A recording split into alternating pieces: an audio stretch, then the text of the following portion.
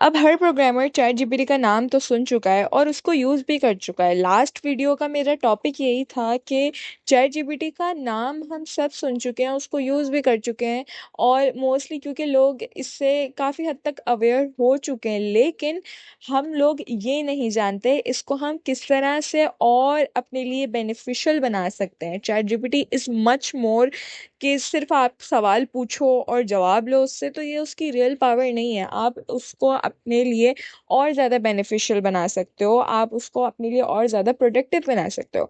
अगर आप प्रोग्रामिंग में चैट जीपीटी को सही यूज़ करना सीख गए तो आपके असाइनमेंट्स, प्रोजेक्ट्स और इवन प्रोफेशनल कोडिंग का टाइम हाफ हो जाएगा। इसीलिए चैट जीपीटी को सिर्फ यूज़ करना ज़रूरी नहीं है, उसको सही तरीके से यूज़ करना ज़रूरी है और वो करने के लिए आपको वो सीखना पड़ेगा। तो welcome to Mo academy, welcome to another day of learning AI tools for programmers and how to be smarter with ChatGPT and other AI tools.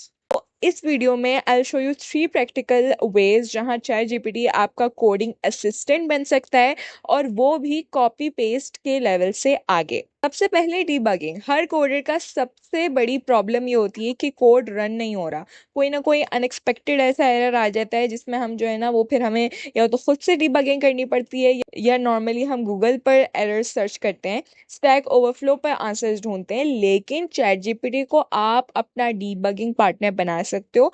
ये काफ़ी लोगों को नहीं पता कि आपने डीबगिंग अगर करवानी हो तो आप इजीली चैट जीपीटी के थ्रू भी करवा सकते हो। अगर आप लॉजिक डिज़ाइन कर लो, अगर आपने जो है ना वो कोड को समझ लिया, सब कुछ कर लिया, लेकिन डीबगिंग में आप नहीं चाहते कि टाइम वेस्ट करो, तो इसके लिए बेस्ट सोल्यूशन है कि आप चैट जीपीटी से डीबगिंग करवा लो।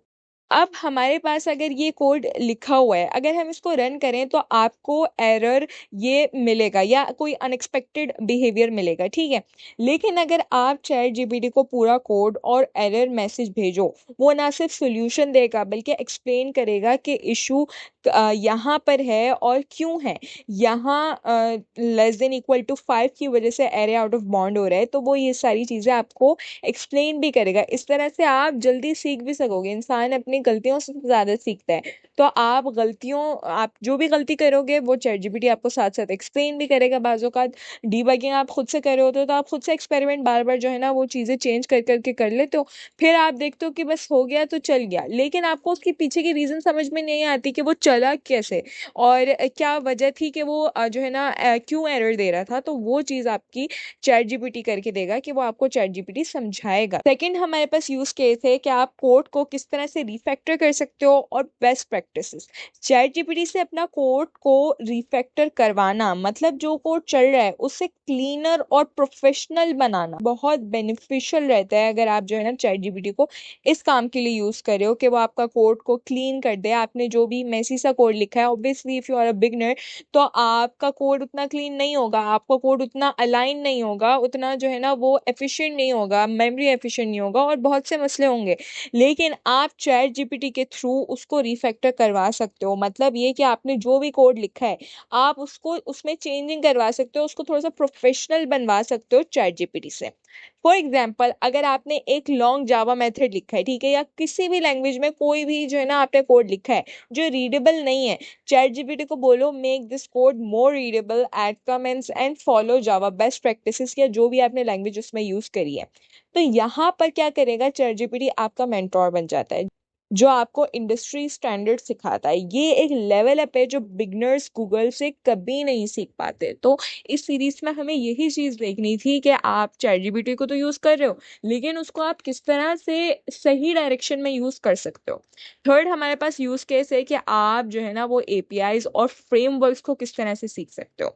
तो सपोज करो आप रिएक्ट में एक कंपोनेंट लिखना है या जावा स्प्रिंग बूट में रेस्ट एपीआई बनानी है, लेकिन डॉक्यूमेंटेशन हैवी और बोरिंग लगती है। तो चैट जीपीटी से आप पूछ सकते हो कि give me a starter code for a spring boot rest API with one get and point, या कोई भी जो चीज़ आपको लगती है कि आपको बोरिंग लग रही है, आपसे हो नहीं रही है या टाइम टेकिंग है, तो वो आप चैट जीपीटी से मांग लो। और फिर आप ये भी कह सकते हो कि explain this code step by step as if I am a beginner. तो ये कि आपने कोड तो उससे ले लिया, जो चीज़ आपको मुश्किल लग रही थी वो तो आपने करवा ली, साथ साथ आपकी लर्निंग भी होनी चाहिए। ऐसे नहीं है कि आपने जो है ना चैट जीपीटी को यूज़ करना है तो आपने अपना दिमाग बंद कर लेना है।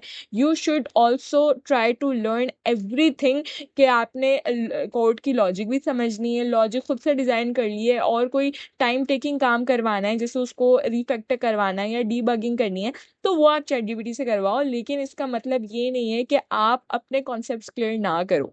आपने देखा कि आपको रेडी टू यूज कोड भी मिल गया और समझ भी आ गई। ये 3 स्मार्ट वेज थे कि किस तरह से आप चैट जीपीटी को अपना कोडिंग असिस्टेंट बना सकते हो। आप उससे अपनी डीबगिंग को स्मार्ट करवा सकते हो, मतलब आप स्मार्टर वे में डीबगिंग कर सकते हो।